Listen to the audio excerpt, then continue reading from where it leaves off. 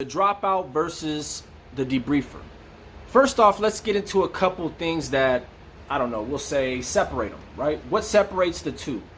The inmate who debriefs is automatically somebody who is on a level higher than the inmate who drops out. If you have access, permission, availability to drop out, that's because you ain't even on that par with those who have to debrief. Because if you have to debrief, well, that's because they feel you have certain intel, certain info, certain connections and associations and affiliations that you have to speak on. Now we'll get into that. The inmate who drops out is the common average gang member, resident gang member, affiliated associate to the smaller organization that is not the head of the snake, right? Any of those who have any type of connection to the head of the snake without me having to tell you any names, organizations, blah, blah, blah. Anybody who has roots that connect up to the head or even close to the neck of the head, those are the ones that are expected to debrief if they want to drop out. Now, when I was in Corcoran SHU, for the longest, it was always 4A, 3 right or 3 left. It might have been both of them. That was the THU, right? That was the debriefing block. So that was for inmates who were getting in the transition, because when you're debriefing, you go through a transition period. When you drop out, it's as simple as being on the main line, being like, hey, I'm not programming with these guys no more. I'm not feeling it. I'm done with it. Either they're going to whack me or I'm going to whack them. It's just all bad. And you get to drop out within a week, maybe two. You go to the hole, you go to committee. If you're not in the hole already, you'll go to your committee, which is just a gathering of the sergeant, captain, warden, counselors. And then they decide where they're going to transfer you, but they turn your chrono over from GP to SNY, and just like that, you're off to the next prison yard. Not even a hole. You're not even in trouble. You're just going to the next yard. Now, if you debrief, it's a process. Even in Kern Valley on the level 4 180, we had on D yard 6 block for the longest. That was THU. So in the SHU, you had that debriefing spot, and then you go from, those are the ones who are in trouble. Those are the ones who's in the SHU already based on something they've done, or maybe they had been in the SHU for 6, 7, 8, 9, 10, 15 years, and they had decided to finally turn over, right? They had finally decided, just like old boy Christian Knight. I want to say what his name was, Christian Knight, killed that dude in LA County Jail, man. Real savage ass dude ended up doing the same thing, had to go through that debriefing process. And he actually gave a few interviews on TV, Lockdown Raw or whatever, National Geographic or whatever. So in Kern Valley, let's say if you're on the yard, the THU guys are not necessarily with the PC inmates quite yet. They have to prove that they are truly unaffiliated and unassociated. This is something that I did not have to endure. This is something that people of my caliber don't have to partake in. And there's a couple guys who you'll see that are absolutely nobodies, but they'll tell on themselves so many times to make themselves seem like somebody to administration that they'll end up in THU when it comes time to drop out, because they're not who they say they are. And they spend 6 months, up to 6 months, up to a year sometimes in THU, Transitional Housing Unit. THU, Transitional Housing Unit. And what they are required to do is give video interviews. Just like I'm talking to y'all right now, they are required to do this. Except what they're doing is not telling a story about, the inner workings of how to drop out, how to debrief, what life was like. No, they are giving up the blueprint. I've been told. Now, I've never sat in that chair and I never recorded none of these dudes, so I can't tell you as a matter of fact nothing. I've been told by a couple of these guys, because I've talked to them on the yard, a couple of debriefers, And when I talk to them, I ask them, like, hey, man, is that true that y'all had y'all got to get on camera and give up everybody? And they'll be like, some will be like, well, yeah, man. They'll be like Christian. A lot of the dudes who debrief, man, they get out of THU and they don't gangbang. Their lives are for good. They go to college, they're no longer a part of that affiliated lifestyle, which is not my problem, because they're not in my circle. They're not in my cell. I don't live with them. I don't eat with them. That's their issue. They stick to their own. They find another debriefer. They sell up, and that's usually what happens. And a lot of these debriefers, although they went out ass backwards with their butt in the air, so to speak, if that's what they did, was give up a video conference on everybody, it's important you guys understand they were required to debrief because they were actually somebody. probably got a lot of bodies on them, put in a whole lot of work. They probably had yards at one point, directing yards this way, yards that way. So it's not like they're all punks, you know. It's not like you're gonna walk up to him and sock him in his mouth and call him a pussy for telling, you know, because you can do that and you would be justified to do that if that's what you felt you wanted to do. But trust me, they will fight you back with all their years of experience and give you what they know how to do. You see, telling or not telling does not take away from any of the ingenuity they may have with the burner. Just saying. So I would ask them and they would say, hey man, nah man, what they require us to do is give up all of our info and participation from beginning to end. Who brought us in, how we got in, what exactly did I do for this organization. Whether or not that's true, I couldn't tell you. I don't know if that is true. I really don't, man.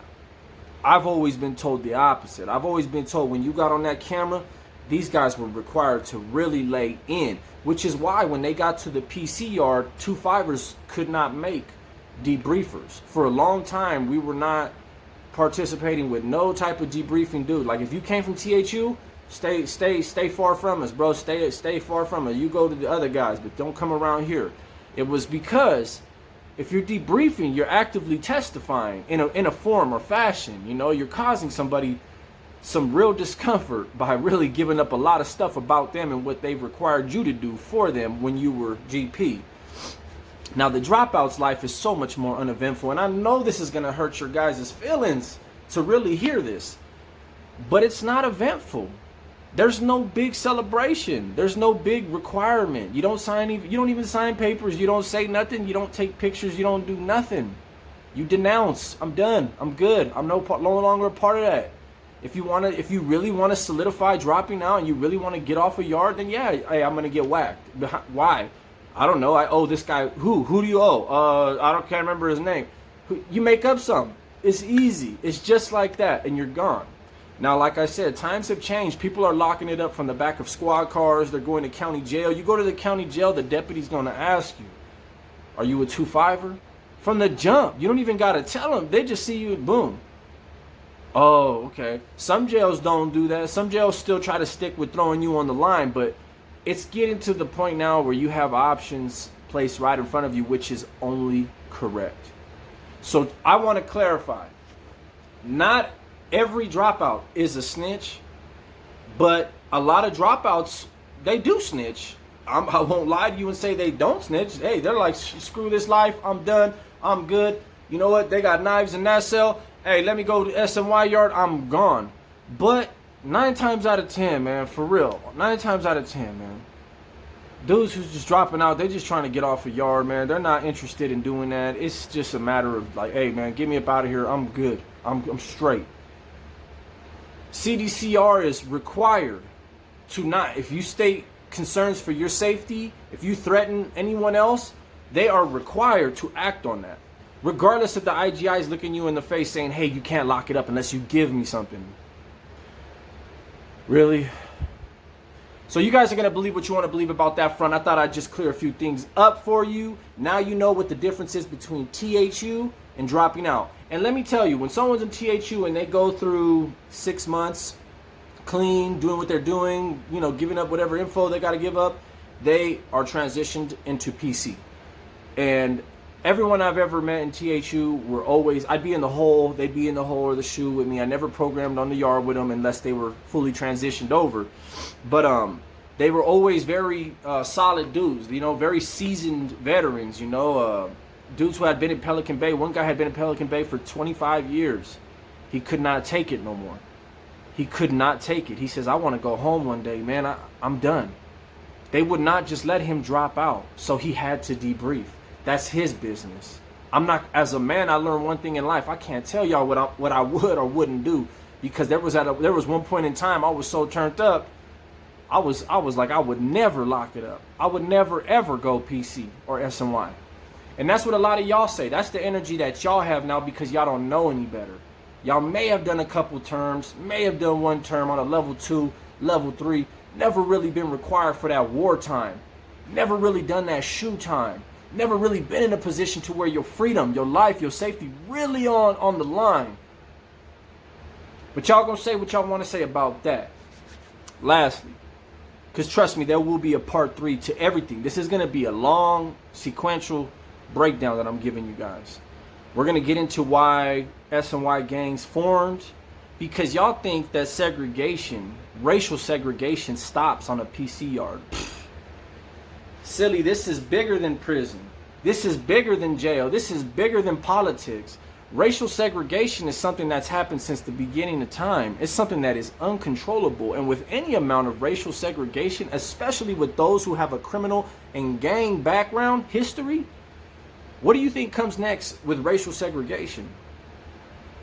Titles, names, gang signs, colors, blah, blah, blah. It's just a new purpose. So on the level 4s, the level 3s, the 180s, you're very, very, very, very easily influenced by the racial segregation, because when you hit that yard and you come out your block, the blacks is with the blacks, the Mexicans is with the Mexicans, but now it's broken down to a bunch of subgroups, you know what I mean? It's no longer just the Mexican as a whole, because it's a PC yard. So now it's turf. So you got the Mexican I yards, you got the Mexican, the Northern Riders, you got the 2-5ers, the Zapatistas, the All-Stars from Orange County. You got all these groups. You got the whites, the brothers by choice, the dropout skinheads, the United Skins, all of these dudes. And even the Paisas kick it with each other.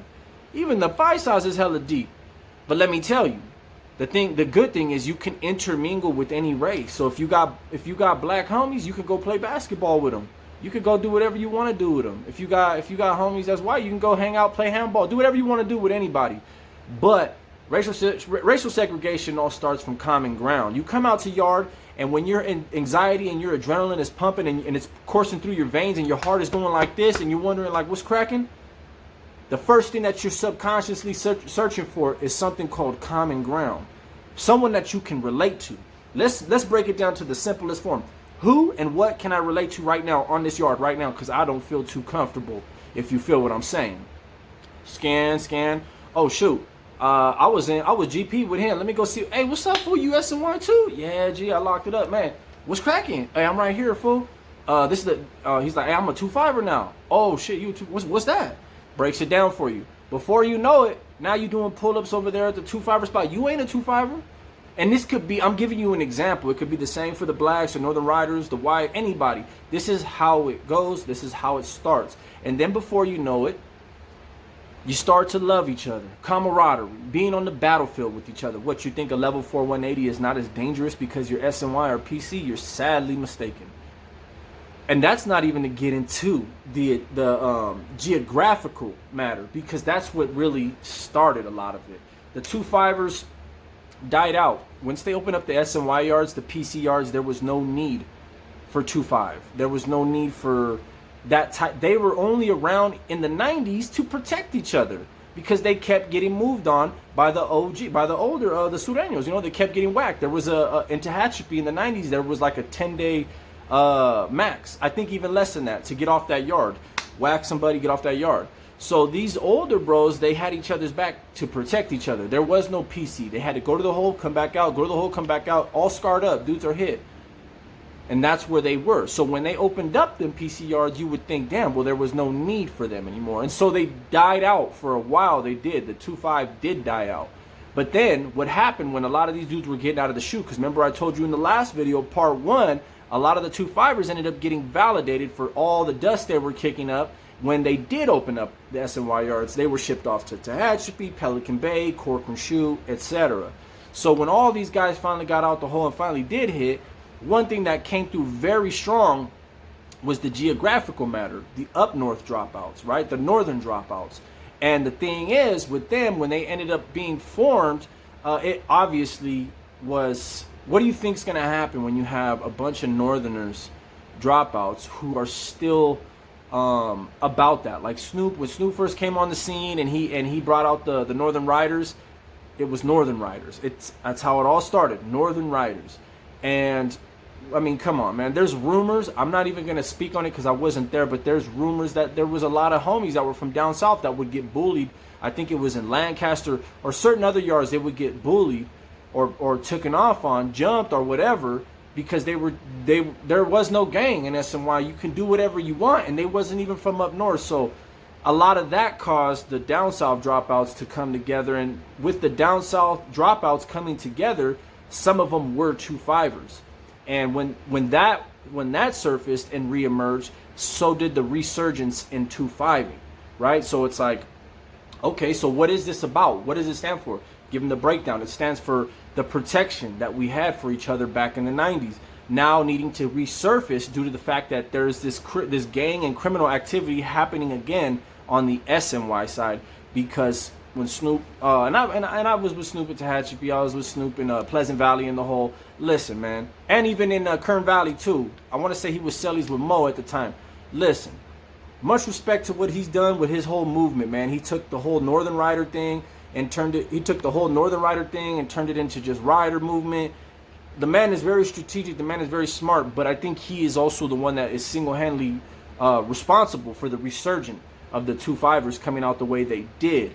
At first, it was just a whole Northern Rider thing. What he should have probably came in doing is just embracing everybody. And that's what you see in SNY when you come out to Yard. Whoever you choose to hang with, probably except for the white gangs, every gang is multiracial. So 2-5ers have ex-Crips, Bloods, anybody. Boom. As long as, you know what I mean, you just a dropout, then it's all gravy. You can't have none of that foul paperwork. You can't be testifying on nobody. Can't be none of that. That whole tattletale shit can't do none of that. You got, at some point, you're going to have to earn your stripes, and you got to earn that jersey. You don't get to just say, hey, just like as if I was a Southsider, I go to the pen, oh, I'm from this neighborhood, so I'm good. I'm a Southsider. Nah, you got to, when it comes time to something needs to be earned, you got to earn that jersey. You got to earn that through blood. You got to earn that. And then you got to, if you take it off and you don't want it no more, it's not like the Southsider. You're not going to get whacked and killed and murdered. You can step away, but it's like you got to get jumped out, bro. You got to get jumped out. That jersey got to come off the same way it went on. So anyways, this was a quick part 2. I definitely want to give you guys more about the gang and the gang breakdown, some of the moral codes, values, and standings, and just let you guys make your, at the end of this whole sequential, breakdown, you guys make a fair assessment, because there's so much more complexities to actually being on these yards. You deal with, it's good because you could go to school, you can go to spiritual programs, and you can actually focus on getting a college degree and be someone, go to church, stay out of the way, go to sweat lodges on some of them yards, be you. If you want to come to yard with no shoes and just barefoot, do that. But there's things that do come with it that are considered cons, not the CO's always got an attitude, and they're dealing with you as an individual now. You don't have an army that's going to help you out. And, well, even on the other side, they don't always help you. I've had my ass kicked by COs and none of the homies jumped. But they're supposed to, or at least they used to be supposed to. So in SNY, you get more of the, COs already, they don't want to work the PCRs because they don't like it. They have the stereotype as PCRs are chaotic and they don't listen. There's no structure. And of course, they want to be on a yard where they feel like they have everybody in control. That's who wouldn't want to go work. If I'm a dog, if I'm a dog catcher and I got to go round up 20 dogs in 2 yards, right? 10 here and 10 there. If I get to choose, I'm going to go get the ones with the 10 nicely trained, disciplined dogs that will be able to get round up quick and easy, as opposed to going to the yard where these dogs are just on some running amok, going crazy. I'm going to have to chase them, beat them down, and get them with the damn thing and spray them with hoses and some more shit. So there's pros and cons. We'll get further into it, but I want to give you guys the fairest, ultimately the most clearest perspective. One thing I do want to tell you, initials could never, ever describe or determine where a man's heart is. It can never, ever place a man in any position. A man is a man. His heart beats according to how it beats. He can serve your ass up on a GP yard the same way he will serve your ass up on a PC yard. You know what I'm saying? The razor cuts the same way on both sides of the fence. So it's important that you guys do not dehumanize people for dropping out. Don't dehumanize people for dropping out and even joining a gang or a clique, because maybe they found something that they couldn't find on the other side. Maybe they actually fell in love with these values and morals and shit on this side, and they're actually really, really ready to go the full 9 miles, take ass whoopings, stabbings, and everything for this newfound cause, which they weren't willing to do for that one because their heart wasn't in it. Don't dehumanize shit, especially when you don't understand, because more than ever, y'all got cousins, brothers, uncles. Guaranteed, if you in that life or know somebody in that life, 9 times out of 10, if not 10, you got somebody in your family that's a dropout. And you may know it or you may not know it. Either way, I hope y'all like this video. Be sure to smash that thumbs up and subscribe to the channel. Much love. Deuces.